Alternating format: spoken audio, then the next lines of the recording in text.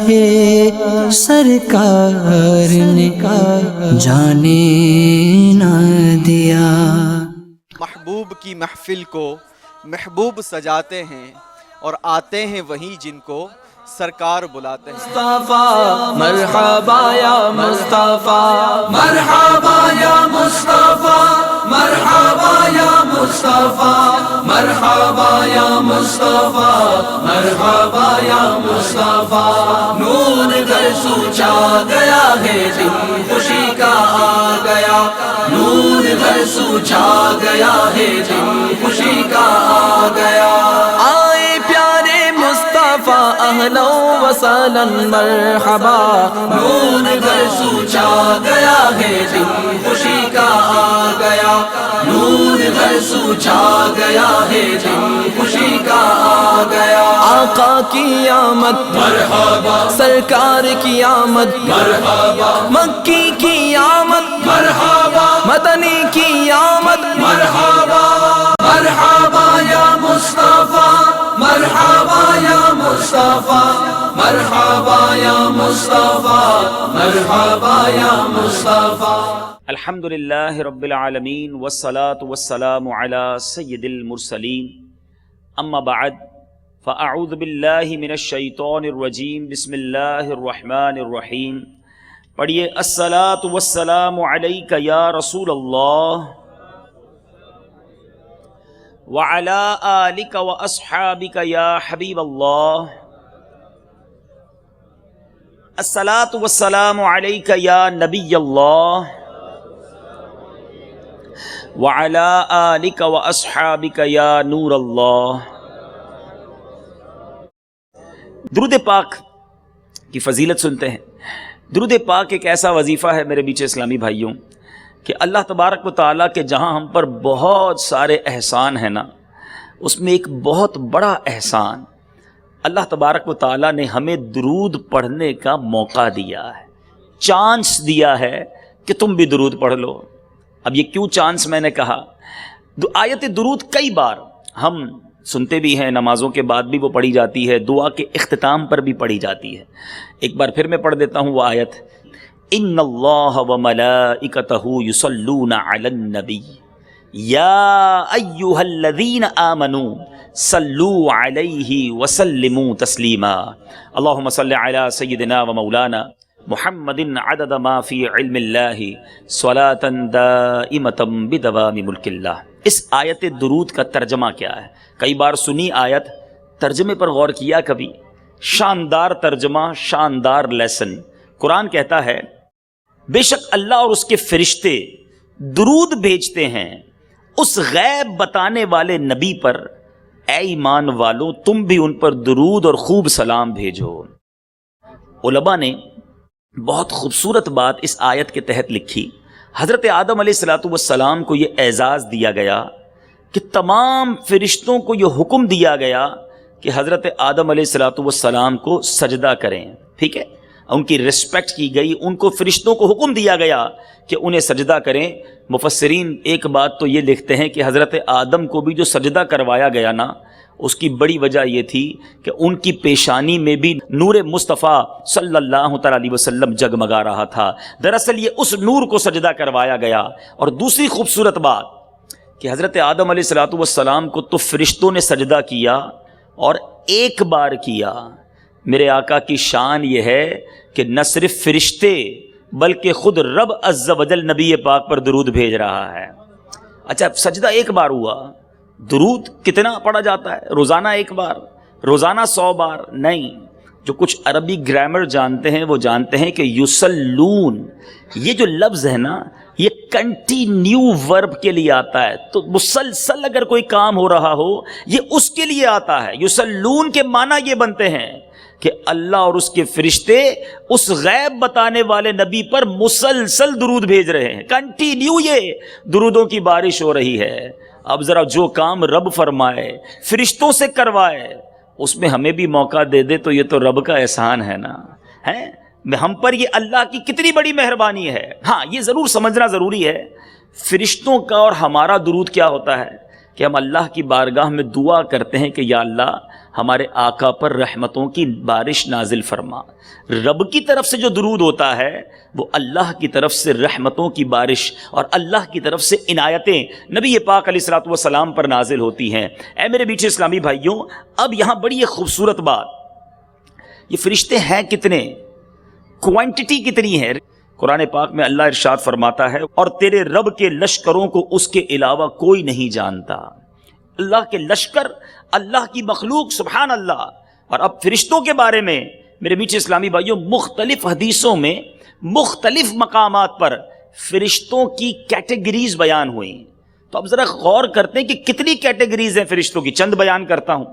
ملائکہ مقربین، حاملین عرش، عرش اٹھانے والے فرشتے، ساتوں آسمانوں میں رہنے والے اربوں سے زائد فرشتے، جنت کے پہرے دار، دوزخ کے داروغے، انسانوں کی حفاظت کرنے والے فرشتے، سمندروں پر مقرر فرشتے، بادلوں پر مقرر فرشتے، بارش برسانے پر مقرر فرشتے، جسموں میں روح پھونکنے والے فرشتے. یہ حدیثیں ہیں جس سے ایکسٹریکٹ کر کے استنباط کر کے مختلف کیٹیگریز بتاتے ہمارے علماء ہیں.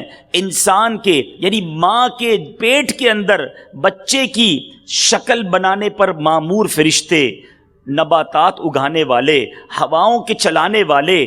میرے میٹھے اسلامی بھائیوں، جمعے کے دن جو نمازی آتے ہیں ان کو لکھنے والے فرشتے، نماز کے لیے جو انتظار کرتے ہیں ان کے لیے دعا کرنے والے فرشتے، یہ کیٹیگریز ہیں. لیکن یہ کل ملا کے بنتے کتنے ہیں؟ دو حدیثیں سناتا ہوں اور ریئلائز کرنا آسان ہو جائے گا. علامہ سخاوی رحمۃ اللہ تعالی علیہ فرماتے ہیں، بی بی عائشہ صدیقہ رضی اللہ تعالی عنہا فرماتی ہیں، ساتوں آسمانوں میں ایک قدم بالشت اور ہتھیلی کی مقدار کوئی ایسی جگہ نہیں جہاں کوئی فرشتہ رکوع، سجدے یا قیام میں موجود نہ ہو. پورا ایریا جو ہے بالشت بھر بھی جگہ نہیں ہے، اتنے فرشتے رب کی عبادت میں مصروف ہیں. اے میرے میٹھے اسلامی بھائیوں، سعادت الدارین بڑی پیاری کتاب لکھی امام نبہانی نے. انہوں نے ایک حدیث نقل کی کہ فرماتے ہیں فرشتے اللہ کا سب سے بڑا لشکر ہیں. نبی پاک علیہ الصلوۃ والسلام فرماتے ہیں آسمان چر چرایا. اب یہ اسٹیج ہے، اگر یہاں میں 50-100 اسلامی بھائیوں کو بلا لوں تو یہ چرچر کرنے لگ جائے گا. جب مور لوڈڈ ہو جاتی ہے کوئی چیز تو وہ چرچراتی ہے. حدیث میں آقا فرماتے آسمان چرچرایا، اور اس کو چرچرانے کا حق ہے. قدم بھر بھی ایسی جگہ نہیں جہاں کوئی فرشتہ رکوع یا سجدے یا قیام میں نہ ہو. اتنے فرشتے آسمانوں پر موجود ہیں، مگر ان سب کو کام کیا دیا ہوا ہے؟ ان اللہ وملائکتہ یصلون علی النبی. نبی پاک پر درود بھیج رہے ہیں کنٹینیو. اچھا ابھی تک شاید کوانٹٹی سمجھ نہیں آئی ہوگی، ابھی کیوبک یعنی وہ سائز تو سمجھ آ گیا کہ کتنے بڑے ایریا پر فرشتے موجود ہیں، مگر نمبر آف اینجلز کیا ہے؟ اللہ غنی. امام نبہانی آگے لکھتے ہیں، فرماتے ہیں کہ انسان جو ہے نا وہ جنات کا 10واں حصہ ہے. پھر فرمایا انسان اور جنات مل جائیں نا تو یہ خشکی کے جانوروں کا 10واں حصہ ہے. فرمایا خشکی کے جانور، انسان اور جنات سب ملا لو تو یہ پرندوں کا 10واں حصہ ہے.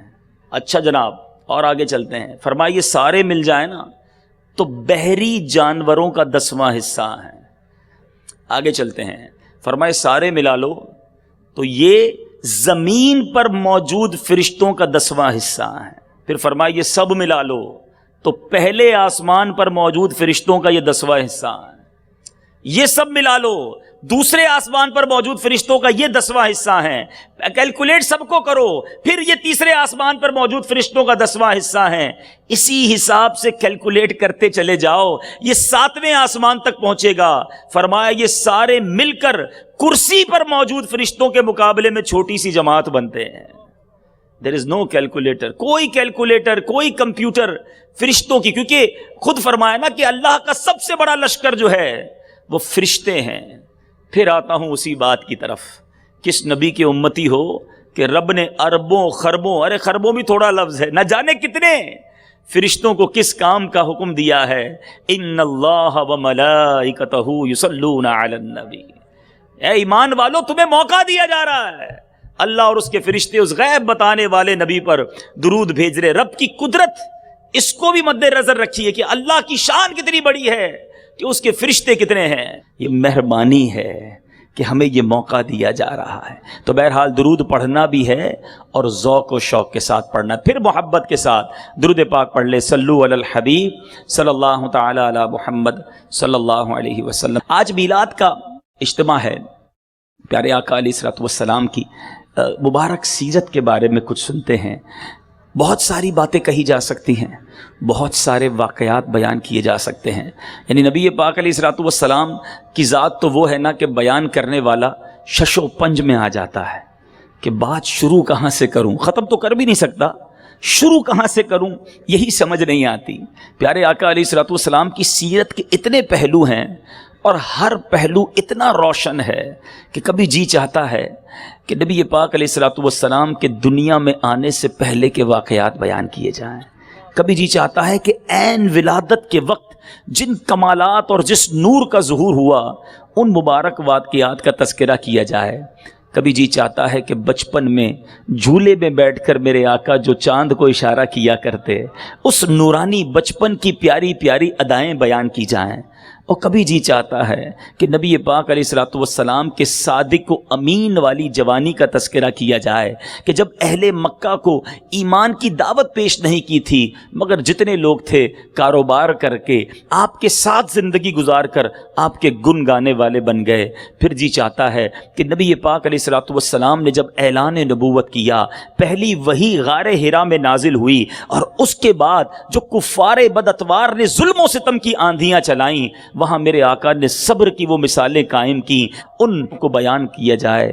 پھر کبھی جی چاہتا ہے کہ نبی پاک کے ہجرت کے مبارک سفر کو بیان کیا جائے. صدیق اکبر رضی اللہ تعالی عنہ کی رفاقت پر رشک آتا ہے کہ جو نبی پاک کو کاندھوں پہ سوار کر کے کبھی غار ثور لے جاتے ہیں, کبھی غار ثور کے سوراخوں کو بند کرتے ہیں, کبھی گود میں نبی پاک کو آرام کا عرض کرتے ہیں اور سانپ کے کاٹے پر بھی صبر کرتے ہیں. اور نبی پاک کا وہ داخلہ مدینہ منورہ کا جس کو سیرت نگاروں نے سنہرے حروف میں لکھا, جب اہل مدینہ نے دو رویا کھڑے ہو کر طلع البدر علینا من ثنیات الوداع وجب الشکر علینا ما دعا للہ داعی کے نغمے گنگنا کر میرے آقا کا استقبال کیا, اس کا تذکرہ کیا جائے. مدینہ منورہ میں میرے آقا نے جو مسجدوں کی تعمیر کی, نبی پاک علیہ الصلوۃ والسلام نے کس طرح مدینہ منورہ میں رہ کر اسلام کی ترویج و اشاعت کی, اور صحابہ کرام کے کیسے کیسے قربانی کے واقعات ہیں وہ بیان کیے جائیں. عقل حیران ہو جاتی ہے. بہرحال عربی کا ایک مقولہ ہے, اگر پورا کام نہ بھی کر سکو تو کچھ ضرور کرنا چاہیے, سبھی نہیں چھوڑ دینا چاہیے. اسی پر عمل کرتے ہوئے آئیے میں سرکار علیہ الصلوۃ والسلام کی سیرت کا ایک شاندار, ایک نہایت روشن پہلو آپ کے سامنے اس نیت کے ساتھ رکھنے جا رہا ہوں. آئے ہیں کچھ لے کر جانا ہے, کچھ بدل کر جانا ہے, اپنی ذات میں کچھ امپلیمنٹیشنز کرنی ہے. نبی پاک کی سیرت کا ایک شاندار واقعہ. بہت سارے کاروباری لوگ بیٹھے ہیں, لین دین ہم بھی کرتے ہیں, کبھی کسی کو پیمنٹ دینی ہوتی ہے, کبھی کسی سے لینی ہوتی ہے. نبی پاک علیہ الصلوۃ والسلام نے ایک شخص سے ڈیل کی تھی. اب اس ڈیل کا رزلٹ کیا ہوا؟ یاد رہے کہ سیدنا زید بن ثانہ رضی اللہ تعالیٰ عنہ یہ اسلام لانے سے پہلے ایک یہودی عالم تھے, اور انہوں نے نبی پاک علیہ الصلوۃ والسلام سے کچھ کھجوریں خریدی تھیں, اور کھجوریں دینے کی مدت میں ابھی 2 یا 3 دن باقی تھے, ابھی ڈیو ڈیٹ نہیں آئی تھی. یاد رکھے 2-3 دن باقی تھے.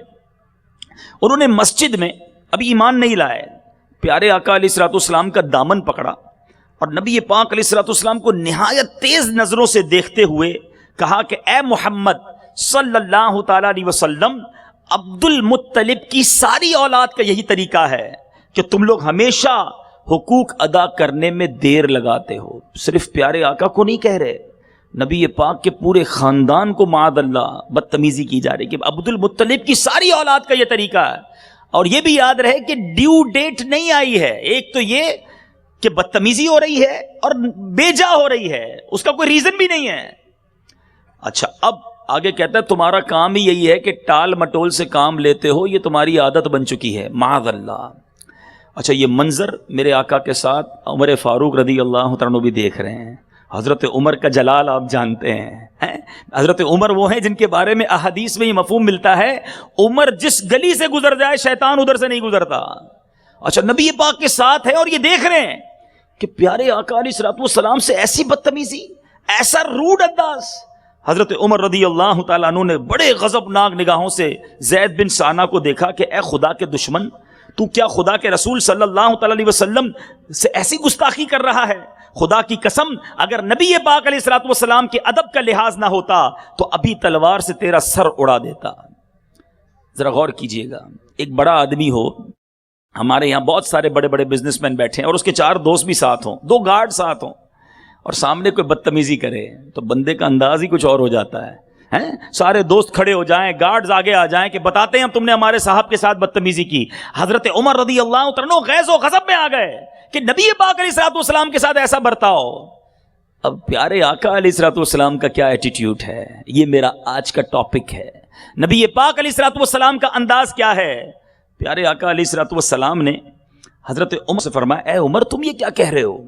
تمہیں تو یہ چاہیے تھا کہ مجھے ادائے حق کی ترغیب دے کر اس کو نرمی کے ساتھ تقاضا کرنے کا حکم دیتے کہ تم مانگو ذرا نرمی سے، اور مجھے کہتے یا رسول اللہ صلی اللہ علیہ وسلم اس کا حق ادا کر دیجئے۔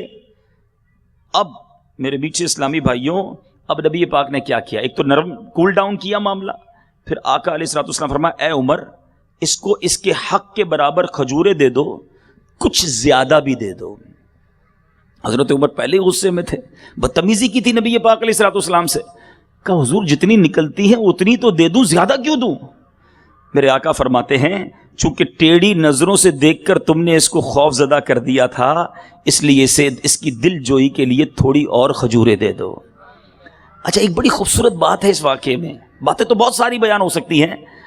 نبی پاک علیہ الصلوۃ والسلام خود بھی تو زیادہ کھجورے دے سکتے تھے، ہیں؟ حضرت عمر کے ہاتھ سے کیوں دلوائیں؟ ان کی تربیت بھی تو کرنا مقصود ہے نا۔ جنہوں نے غصے سے دیکھا انہی کے ہاتھ سے زیادہ کھجورے دلوائیں کہ عمر تم نے تیز نگاہوں سے دیکھا تھا اس لیے زیادہ کھجورے دے دو۔ حضرت عمر نبی پاک کا حکم تھا، کھجوریں بھی دیں، کچھ زیادہ بھی دیں۔ زید بن ثانہ کہتے ہیں عمر زیادہ کیوں دے رہے ہو، میری تو اتنی نہیں نکلتی۔ کہ میرے آقا نے کہا ہے کہ میں نے تمہیں تیز نگاہوں سے دیکھا ہے اس لیے میں تمہیں کچھ زیادہ کھجورے دے رہا ہوں۔ اچھا، زید بن ثانہ کہتا ہے اے عمر جانتے ہو میں کون ہوں؟ کہا کون ہو؟ کہا میں زید بن ثانہ ہوں، نام بڑا تھا اس کا۔ حضرت عمر کہتے تم وہی زید بن ثانہ ہو جو یہودیوں کا بہت بڑا عالم ہے؟ کہا ہاں میں وہی ہوں۔ کہا پھر تمہیں پتہ نہیں اللہ کے نبی سے کیسے بات کی جاتی ہے، اتنی بدتمیزی، اتنا روڈ لینگویج۔ اب ذرا سنیے گا، نرمی، شفقت، محبت، معافی کیا رنگ لاتی ہے۔ زید بن ثانہ کہتے ہیں اے عمر مجھے پتا ہے یہ اللہ کے نبی ہیں، لیکن میں نے آسمانی کتابوں میں آخری نبی کی کچھ نشانیاں پڑھی تھیں، میں اے عمر چیک کر رہا تھا، میں نے پہلی 2 نشانیاں تو پہچان لی تھیں، لیکن اب مجھے 2 نشانیوں کا امتحان کرنا باقی تھا۔ نمبر 1 کہ ان کی قوت برداشت جو ہے ان کے غضب پر غالب رہے گی، اور جس قدر ان کے ساتھ جہالت کا برتاؤ کیا جائے گا اس قدر ان کا صبر و تحمل بڑھتا چلا جائے گا۔ جتنی بدتمیزی کی جائے گی نا اتنا نرم ہوتے جائیں گے۔ اے عمر میں نے جان لیا ہے یہی اللہ کے سچے نبی ہیں۔ اے عمر یاد رکھو میں ایمان بھی قبول کرتا ہوں اور میں بڑا مالدار آدمی ہوں، یعنی گویا پیسے نہیں چاہیے تھے، کھجوریں نہیں چاہیے تھی، چیک کرنا تھا، کہہ رہے بڑا پیسہ ہے میرے پاس، آج میں اپنی آدھی دولت اسلام کے لیے وقف کرتا ہوں۔ معافی کر کے، نرمی کر کے، شفقت کر کے۔ اے میرے بیٹے اسلامی بھائیوں، نبی پاک علیہ الصلوۃ والسلام نے نہ جانے کتنوں کو ایمان کی دولت سے نوازا۔ ایک بڑا مسکنسیپشن بھی ہے آج کے دور میں، اور یہ مسکنسیپشن یہ میرے پڑھے لکھے جو میرے بھائی بیٹھے ہیں، ینگسٹرز بیٹھے ہیں، اس کو دور کریں کہ اسلام جو ہے وہ تلوار کے زور سے پھیلا ہے، نہیں۔ پڑھیں تاریخ اسلام کو، میرے آقا معاف کرتے گئے، لوگ کلمہ پڑھتے گئے ہیں، نبی پاک درگزر کرتے گئے، اسلام پھیلتا چلا گیا۔ آپ خود دیکھیں نا، بدتمیزیاں ہوتی رہیں، میرے آقا معاف فرماتے رہے۔ میرے آقا تو وہ ہیں میرے بیچ اسلامی بھائیوں، قرآن مجید فرقان حمید نبی پاک کے اخلاق کریمہ کے بارے میں کیا فرماتا ہے؟ وَإِنَّكَ لَعَلَىٰ خُلُقٍ عَظِيمٍ۔ اعلیٰ حضرت نے ترجمہ بھی بڑا شاندار کیا۔ اعلیٰ حضرت لکھتے ہیں اور بے شک تمہاری خوبو بڑی شان کی ہے۔ اللہ تبارک و تعالیٰ نے نبی پاک علیہ الصلوۃ والسلام کو اخلاق کے اس مرتبے پر فائز کیا کہ جن کی مثال دنیا میں نہیں ملتی. امام عشق و محبت اعلیٰ حضرت لکھتے ہیں نا، تیرے خلق کو حق نے عظیم کہا، تیری خلق کو حق نے جمیل کیا، کوئی تجھ سا ہوا ہے نہ ہوگا شہا، تیرے خالق حسن و ادا کی قسم. اے میرے میٹھے اسلامی بھائیوں، نبی پاک علیہ الصلوۃ والسلام کے اخلاق کے بارے میں ایک بار کسی نے بی بی عائشہ صدیقہ رضی اللہ تعالی عنہا سے سوال کیا، اما حضور یہ تو بتائیے پیارے آقا علیہ الصلوۃ والسلام کے اخلاق کیسے تھے؟ بی بی عائشہ صدیقہ رضی اللہ تعالی عنہا نے کاؤنٹر کوسچن کیا، تم قرآن نہیں پڑھتے؟ کہا جی پڑھتا ہوں قرآن. کہ قرآن ہی نبی پاک کے اخلاق ہیں. پورا قرآن جو ہے وہ گویا نبی پاک علیہ الصلوۃ والسلام کے اخلاق کو بیان کر رہا ہے. اے میرے میٹھے اسلامی بھائیوں، نبی پاک علیہ الصلوۃ والسلام کے کچھ فرامین سناتا ہوں. آج میں یہ چاہتا ہوں آج کے اس اجتماع سے ہم اپنے اخلاق کو پہلے ری چیک کریں. ہمارے اخلاق کیسے ہیں؟ پیارے آقا تو ایسے کریم، ایسے شفیق، معاف کرنے والے، درگزر کرنے والے. کیا ہمارے اندر بھی عادت ہے؟ میرے آقا کیسے یہ سیدھا راستہ حق کا بتانے آئے ہیں، یہ حق کے بندوں کو حق سے ملانے آئے ہیں، یہ بھولے بچھڑوں کو رستے پہ لانے آئے ہیں، یہ بھولے بھٹکوں کو ہادی بنانے آئے ہیں، چمک سے اپنی جہاں جگمگانے آئے ہیں، مہک سے اپنی یہ کوچے بسانے آئے ہیں. رؤوف ایسے ہیں اور یہ رحیم ہیں اتنے کہ گرتے پڑتوں کو سینے لگانے آئے ہیں. اے میرے بیچے اسلامی بھائیوں، نبی پاک علیہ الصلوۃ والسلام کا ایک شاندار قول ذرا سنیے، حدیث سنیے.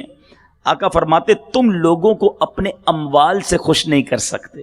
کچھ لوگ کہتے ہیں میں پیسے بانٹ دوں گا لوگ میرے قریب آ جائیں گے. نہیں، پیسے سے لوگوں کو خوش نہیں کیا جا سکتا. آقا فرماتے لیکن تمہاری خندہ پیشانی اور خوش اخلاقی انہیں خوش کر سکتی ہے. مسکراہٹ جو ہے نا، نرم دلی، اخلاق، یہ پیسوں سے زیادہ کارآمد ہے. بعض لوگ جب مال ہوتا ہے تو سمجھ لیں میں سب کے دل میں اتر جاؤں گا. پیسے سے دل نہیں خریدے جاتے.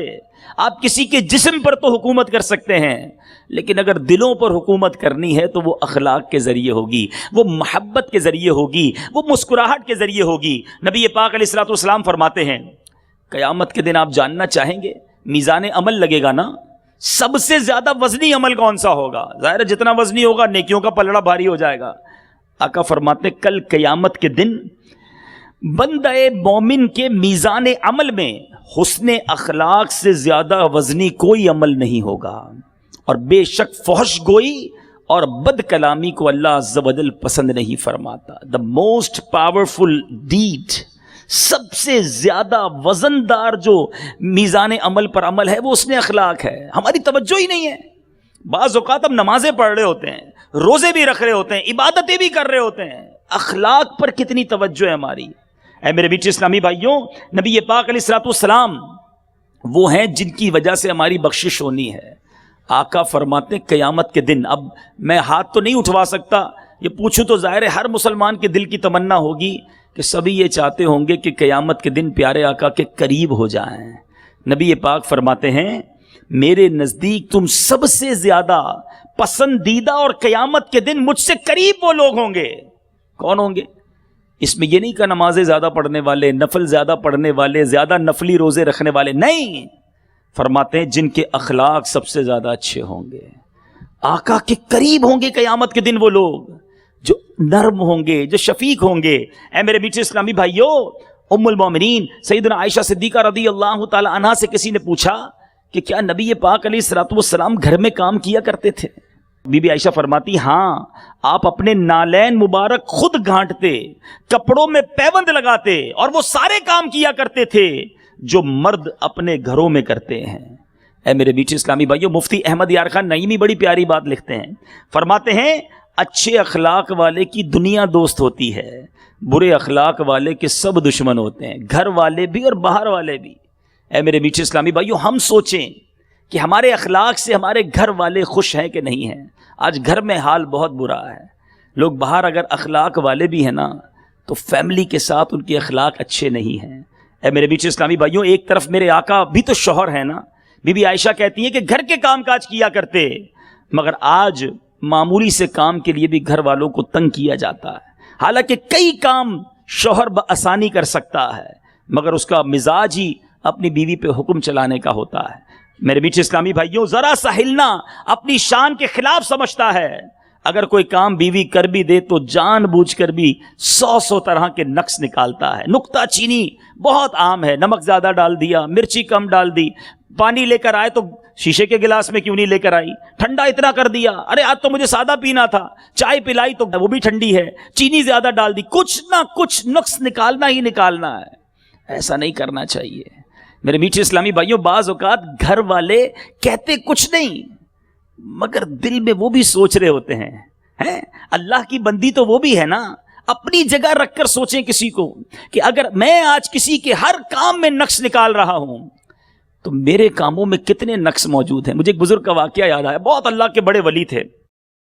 ایک کپڑا سیا انہوں نے، اور کپڑا سینے کے بعد انہوں نے ایک کپڑے کے بیپاری کو سیل کرنے کے لیے دیا. بڑا اپنے طریقے سے اس کو کڑھائی وغیرہ جو بھی تیار کرنا تھا کیا. اس کپڑے کے بیپاری نے اس میں عیب نکالنا شروع کر دیے کہ اس میں سٹچنگ فالٹ بھی ہے، اس میں کلر اسکیم بھی ٹھیک نہیں ہے، اس کی فنیشنگ بھی اچھی نہیں ہے. وہ بزرگ رونے لگے. وہ کپڑے کا بیپاری حیران ہو گیا، بولے ٹھیک ہے اب روئیں تو نہیں، میں خرید لیتا ہوں، لیکن جو اصل بات تھی میں نے وہی بتائی. کہتا اس لیے نہیں رو رہا کہ تم میرا کپڑا نہیں خرید رہے. مجھے یہ خیال آ گیا کہ میں نے تو اپنے طور پہ اس کپڑے کو پرفیکٹ بنایا تھا، لیکن جب یہ کپڑا ایک اسپیشل، اس فیلڈ کے اسپیشل آدمی کے ہاتھ میں گیا تو اس نے اس میں نقص نکالنا شروع کر دیے. میں نے تو سجدے اپنے طور پر ٹھیک کیے ہیں، نمازیں ٹھیک پڑھی ہیں، عبادتیں ٹھیک کی ہیں، لیکن اگر قیامت کے دن مجھے بتایا گیا کہ تمہارے سجدے قبول نہیں، ان میں اخلاص نہیں تھا، تمہارے روزے قبول نہیں، ان میں للہیت نہیں تھی، تمہاری زکوٰۃ، تمہارے عطیات اس لیے قبول نہیں کہ اس میں اللہ کی رضا نہیں تھی، اس دن میرا کیا بنے گا؟ ارے میں تو عبادت صحیح سمجھ کر کرتا رہا. میٹھے اسلامی بھائیوں، یہ انداز تھا ہمارے اسلاف کے مائنڈ سیٹ کا. آج میں اور آپ جو لوگوں کے اندر نقص نکالنے کے عادی ہوتے ہیں نا، چاہے فیملی ممبر ہو چاہے باہر کے لوگ ہوں، آج کسی کے نقص نکالنا بڑا اچھا لگتا ہے. سب سے آسان کام ہی تنقید کرنا ہے، لیکن یہ تنقید کرنے والا، کسی کو ڈی مورلائز کرنے والا، کسی کو جناب ذلیل کرنے والا، کسی پر طنز کرنے والا سوچے کہ جب میرے اعمال رب کی بارگاہ میں کھلیں گے اور وہاں میری خطائیں لوگوں کے سامنے آئیں تو کیا منہ دکھاؤں گا. کس لیے نمازیں پڑھتے تھے؟ چھپ چھپ کر جب اکیلے میں نماز پڑھتے تھے تو وہ انداز تھا جو لوگوں کے سامنے نماز پڑھنے کا انداز ہے. کیا اسی انداز سے، اسی خشوع و خضوع سے عبادت کرتے ہو جب اکیلے کمرے میں بند ہوتے ہو؟ بہت ساری ہماری خطائیں ہیں. ایک بات یاد رکھیں میرے بیچ اسلامی بھائیوں، روایتوں کا مفہوم ہے جو کسی مسلمان کے عیب چھپاتا ہے اللہ بھی اس کے عیب چھپا دیتا ہے. بعض اوقات پتہ چل جاتا ہے کہ یار فلاں کی فیملی میں یہ ہو گیا ہے. مسلمان کا کام پتہ ہے کیا ہے؟ اس کو بالکل بھول جائے. آپ پر واجب تو نہیں نا کہ آپ کو پتہ چل گیا کسی کے بیٹے نے یہ کام کیا ہے فوراً فون اٹھائیں گے، ہاں پتہ چلا، ہاں اپنے پڑوسی، ہاں اس کے بیٹے نے یہ کر دیا، ہاں اس کی بیٹی نے یہ کر دیا، ارے اس کے بزنس میں یہ پرابلم ہو گیا، ہاں اس کے یہاں چھاپا پڑ گیا، اس کے یہاں پولیس آ گئی، تمہیں پتہ نہیں چلا اس کا نام کتنا برباد ہو گیا. استغفر اللہ. تمہیں کیوں مزہ آ رہا ہے؟ کسی کا کوئی عیب پتہ چل گیا، اب اس کے میسج چلیں گے، اب اس کے واٹس ایپ چلیں گے، اب اس کی جناب تشہیر ہوگی. آج کسی کے عیب اچھال کر خوش ہونے والوں، اگر میرے اور آپ کے عیب کھول دیے گئے تو اللہ کو کیا منہ دکھائیں گے؟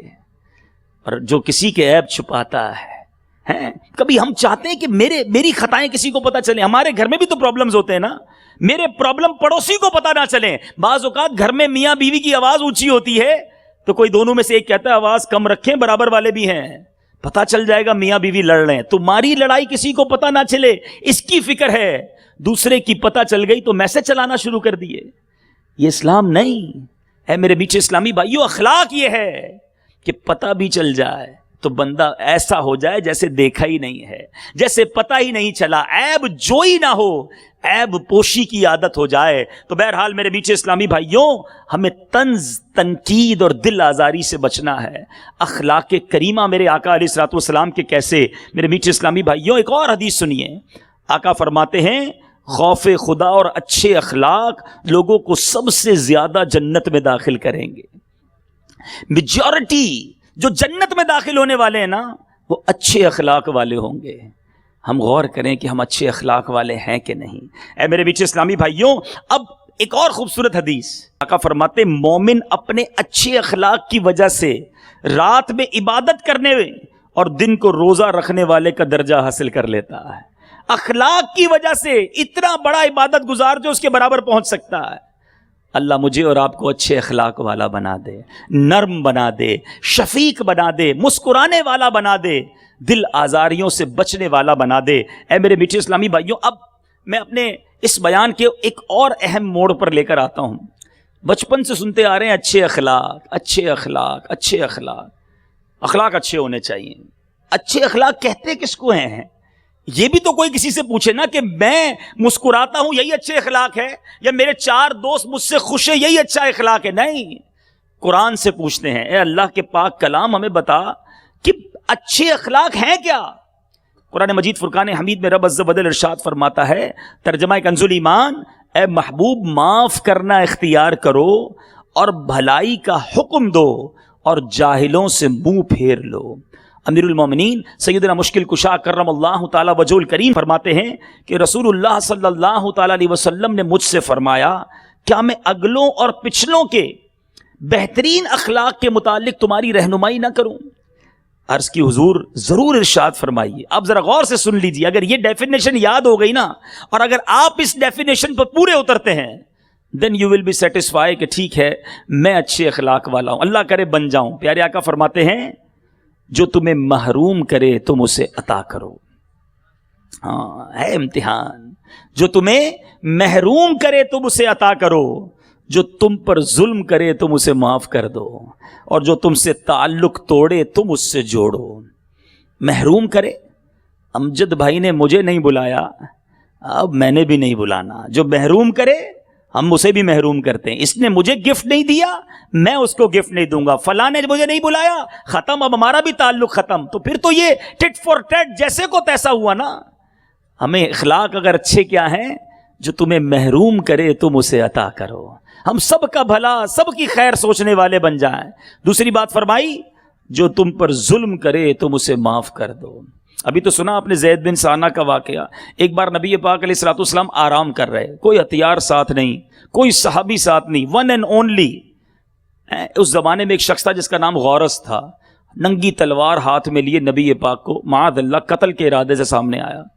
جیسے ہی پیارے آقا کے سامنے پہنچا، کوئی گارڈ، کوئی سرکار علیہ الصلوۃ والسلام کے ساتھ بظاہر نہیں تھا. آنکھ مبارک پیارے آقا نے کھولی، سامنے غورث ہاتھ میں تلوار لیے کھڑا ہے. پیارے آقا سے پوچھتا ہے، محمد صلی اللہ تعالی علیہ وسلم، تمہیں مجھ سے آج کون بچائے گا؟ ہاتھ میں تلوار ہے. نبی پاک آرام فرما رہے، لیٹے ہوئے ہیں. کہ اے محمد صلی اللہ تعالی علیہ وسلم، آج تمہیں مجھ سے کون بچائے گا؟ پیارے آقا نے کچھ بھی نہیں کہا سوائے ایک لفظ کے، مگر وہ لفظ کیا تھا؟ اللہ. کیا فرمایا؟ اللہ. اللہ لفظ نکلا کس کی زبان سے؟ رب کے حبیب کی زبان سے. دل میں اتر گیا. غورث کانپنے لگا صرف لفظ اللہ سن کر. کانپتے کانپتے تلوار گر گئی. نبی پاک نے وہ تلوار اٹھائی، فرمایا غورث اب تجھے کون بچائے گا مجھ سے؟ کہتا ہے آپ کریم ہیں، آپ ہی معاف فرما دیں. نبی پاک فرمایا جا میں نے تجھے معاف کر دیا. میرے میٹھے اسلامی بھائیوں، ظلم کرے تم اسے معاف کرو. پیارے آقا کی سیرت بھری پڑی ہے. اگر فتح مکہ کے واقعے کو دیکھا جائے، وہ سارے لوگ موجود تھے جنہوں نے ظلم کیا تھا، سب کو تو معاف کیا میرے آقا نے. سلام اس پر کہ جس نے خون کے پیاسوں کو کبائیں دی، سلام اس پر کہ جس نے گالیاں سن کر دعائیں دی. میرے آقا اور صحابہ نے یہ پروف کیا کہ ظلم کرنے والوں کو معاف کیا. ہم کرتے ہیں معاف؟ نہیں جناب، میں نہیں چھوڑوں گا، اس نے مجھے ستایا، اب میں بتاؤں گا میں کون ہوں. اور واقعی ہم بتا دیتے ہم کون ہیں. جب بندہ بدلہ لیتا ہے تو پتہ چل جاتا ہے وہ کون ہے. ہمیں قرآن حدیث یہ سکھاتی ہے کہ معاف کریں، بدلہ نہ لیں، ریونج نہ لیں. ٹھیک ہے بعض اوقات غلطی ہو جاتی ہے انسان سے.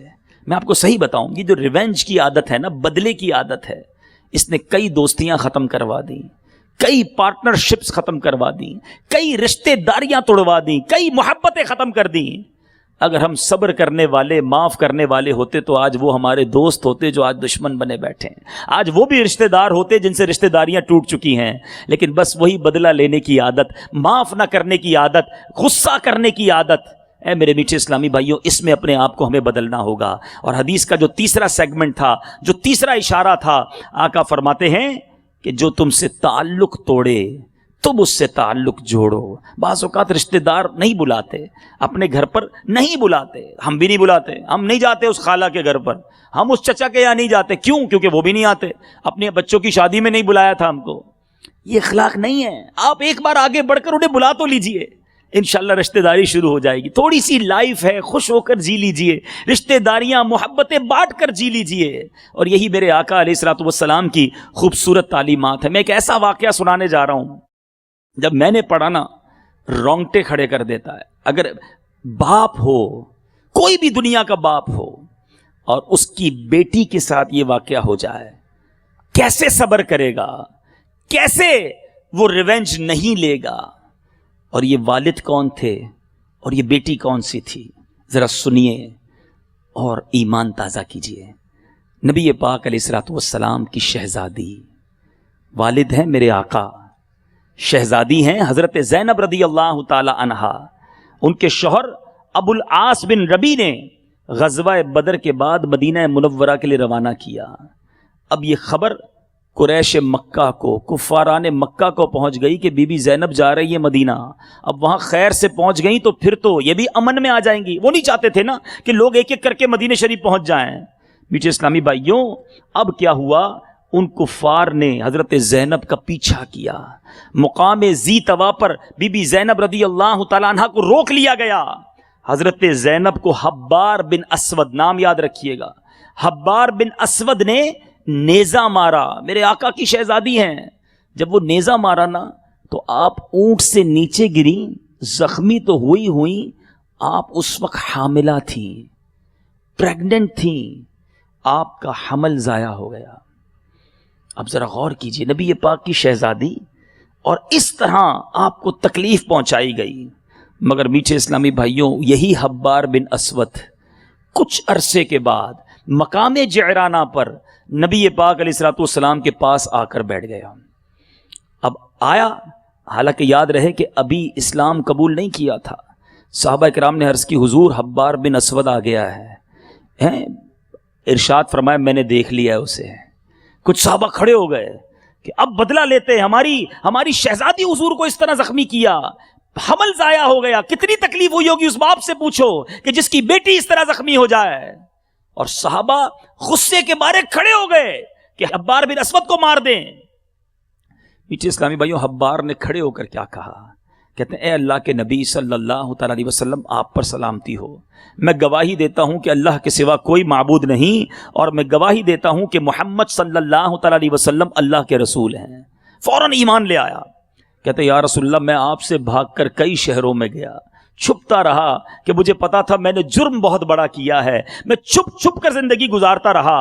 میں کوشش کرتا رہا کہ میں غیر عربیوں کے ملک میں سیٹل ہو جاؤں, مگر مجھے آپ کی نرم دلی, آپ کا پیارا برتاؤ یاد آتا رہا. اے اللہ کے نبی, ہم شرک میں مبتلا تھے, پھر اللہ نے آپ کے وسیلے سے ہمیں ہدایت دی اور ہمیں ہلاکت سے نجات بخشی. لہٰذا آپ میری جہالت اور میری اس بات کی جس کی آپ تک خبر پہنچی ہے درگزر فرمائیں. میں اپنے برے کاموں کا اعتراف کرتا ہوں, آج معافی مانگتا ہوں, مجھے معاف کر دیجئے. اے میرے میٹھے اسلامی بھائیوں, نبی پاک نے فرمایا جاؤ, میں نے تمہیں معاف کر دیا. یہ ہے میرے آقا کی سیرت. ہمارے پیر پہ کسی کا پیر پڑ جائے نا, اتنا بڑا ظلم تو چھوڑ دیجئے, چلتے چلتے پیر پہ پیر پڑ جائے تو بندہ پیچھے سے آواز لگاتا ہے, اندھے ہو نظر نہیں آتا. کیا اس سے غلطی نہیں ہو سکتی ہے؟ ہماری گاڑی سے کوئی چھوٹا سا اسکریچ موٹر سائیکل والا لگا دے تو جب تک اس کو 2 گالیاں نہ دے میں چین نہیں آتا ہے. چلتے چلتے کوئی گاڑی آگے ہمارے نکالے تو شیشہ اتار کر اس کو جب تک آل فول نہ بکے تو چین نہیں آتا. کیوں اتنی سختی ہے ہمارے اندر, کیوں اتنا ریونج ہے؟ ارے جس نبی کا کلمہ پڑا وہ تو معاف کرنے والے, وہ درگزر کرنے والے, وہ نرمی کرنے والے, اور ان کا غلام کیوں اتنا غصے کا بھرا ہوا ہے کہ نہیں جناب, جب تک جواب نہیں دوں گا مجھے چین نہیں آئے گا. صبر کرنے والے بنو, برداشت کرنے والے بنو. میرے بیچے اسلامی بھائیوں, نبی پاک علیہ الصلوۃ والسلام سے ایک بار ایک صحابی نے کمال کا سوال کیا. میں کہتا ہوں کمال سوال ہے. سیدنا ابو دردہ کہتے ہیں کہ میں نے عرض کی یا رسول اللہ, مجھے کوئی ایسا عمل ارشاد فرما دیجئے جو مجھے جنت میں داخل کر دے. کون کون چاہتا ہے بھائی؟ سارے ہی چاہتے ہیں نا. ایزی کوسچن, آقا کوئی ایسا عمل بتا دیں کہ جنت میں داخل کر دے. اور نبی پاک نے کوئی بہت لمبی لسٹ نہیں دی. دیر آر اونلی 3 words, صرف 3 میں جواب دیا, 3 لفظوں میں. فرماتے لا تغضب ولکل جنہ، غصہ نہ کیا کرو تیرے لیے جنت ہے۔ اب ذرا غور کیجئے، اور ہم غصے ہی کو پکڑ کے بیٹھے ہیں، ریونج کو پکڑ کے بیٹھے ہیں۔ اور جتنا بندہ پاور میں آتا ہے نا، غریب ہوتا ہے تو تھوڑا نرم ہوتا ہے کیونکہ بگاڑ نہیں سکتا کسی کا۔ جیسے جیسے پیسہ آتا گیا، تعلقات بنتے گئے ہیں، اسٹیٹس بلند ہوتا گیا، ہمارا جلال بھی بڑھتا گیا، ہمارا ریونج بھی بڑھتا گیا، ہمارا ٹور اور اسٹائل بھی بدلتا گیا کہ اب بتاتا ہوں میں کون ہوں۔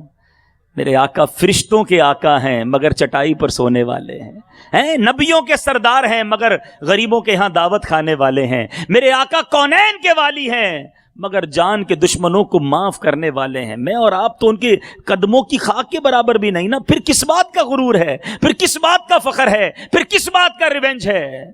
نہیں میرے میٹھے اسلامی بھائیوں، یہ ہم غلط لائن پہ چلے گئے ہیں، یہ ہم غلط روٹ اپنا بیٹھے ہیں۔ یہ اسلام نہیں ہے، یہ شریعت نہیں ہے، یہ نبی پاک کا طریقہ نہیں۔ غزوہ احد کا موقع، میرے آقا کے چہرے کو زخمی کر دیا گیا، لہو لہان، خون بہ رہا ہے، مگر زبان پر کیا جاری تھا؟ نبی پاک فرماتے اللہم اہدی قومی فانہم لا یعلمون، اے اللہ عز و جل میری قوم کو ہدایت عطا فرما کیونکہ یہ لوگ مجھے نہیں جانتے۔ حق کی راہ میں پتھر کھائے، خون میں نہائے طائف میں، حق کی راہ میں پتھر کھائے، خون میں نہائے طائف میں، دین کا کتنی محنت سے کام آپ نے اے سلطان کیا، جہاں کے دشمن خون کے پیاسوں کو بھی شہر مکہ میں عام معافی تم نے عطا کی، کتنا بڑا احسان کیا۔ اے میلاد کے اجتماع میں آنے والوں، کوئی تو تبدیلی لے کر جاؤ۔ آج اگر میں اور آپ یہ نیت کر لینا کہ میں نے بدلہ نہیں لینا، میں نے دشمنی پیدا نہیں کرنی، میں نے معاف کرنا ہے، میں نے درگزر کرنا ہے۔ ایک بڑی خوبصورت روایت ہے، وہ روایت یہ ہے کہ جو معاف نہیں کرتا اسے معاف نہیں کیا جائے گا، اور جو رحم نہیں کرتا اس پر بھی رحم نہیں کیا جائے گا۔ میں جب بھی یہ روایت بیان کرتا ہوں مجھے ایک واقعہ یاد آ جاتا ہے، مجھے بھولتا نہیں ہے۔ مدینہ منورہ میں ایک بہت بڑے مفتی صاحب، مجھے پتا چلا وہ آئے ہوئے ہیں، میں ان سے ایک دو اسلامی بھائیوں کے ساتھ ملنے گیا، ہند کے، بہت بڑا نام ہے، نام لوں تو تقریباً لوگ جانتے ہوں گے مگر میں نام نہیں لوں گا۔ ہم سب کو رلا دیا انہوں نے، لیکن کس بات پر رلایا؟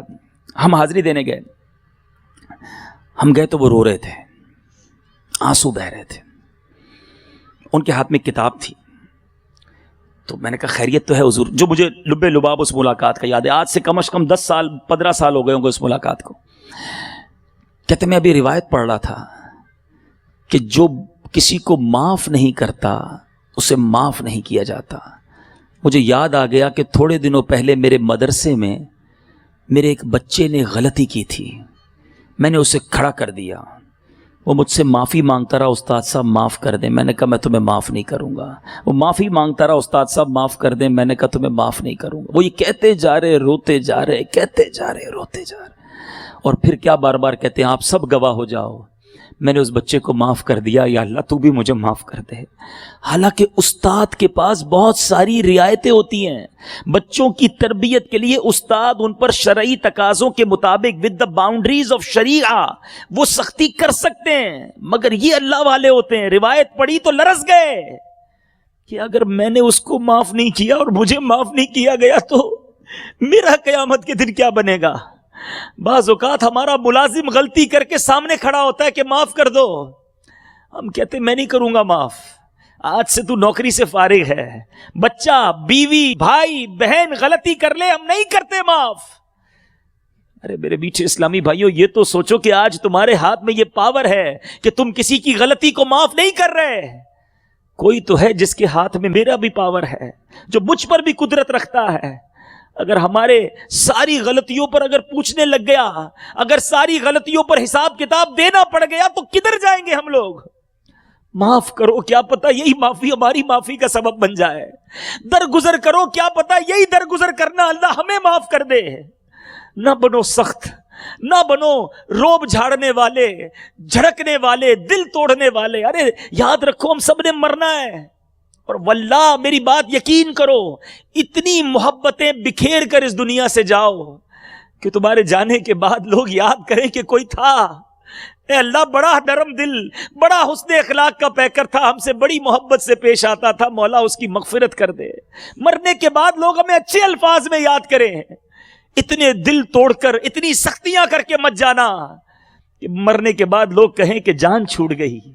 نہیں میرے پیچھے اسلامی بھائیوں، ہمیں پیچھے بھی اپنے ایسی یادیں چھوڑ کر جانا ہے، اور یہ جب ہی ہو سکتا ہے جب ہم پیارے آقا کی سنت پر عمل کرنے والے بن جائیں، ہم اپنے اخلاق کو بہتر کرنے والے بن جائیں۔ اور اس کے لیے میرے بیچ اسلامی بھائیوں ہمیں کرنا کیا ہوگا؟